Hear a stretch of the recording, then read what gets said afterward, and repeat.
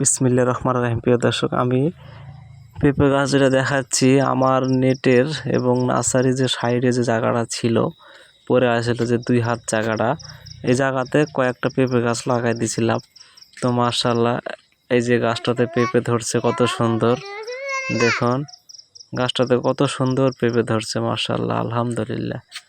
দেখুন জায়গাটা আমার পড়েই ছিল, তা আমি করছি একটা পেঁপে গাছ লাগাই দেয় কয়েকটা।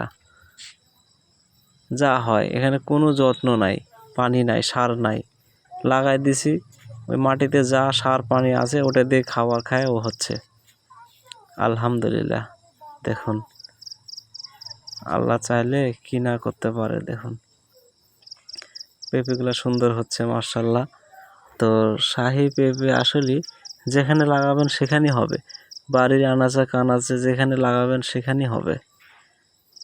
আপনাদের যদি কোনো জায়গা থাকে অকাজ জায়গা পড়ে বাড়ির আনাচে কানাচে, তাহলে আপনারা 4টা চারা গাছ লাগাই দেবেন, সারা বছর বাড়িতে পেঁপে খাওয়া হবে।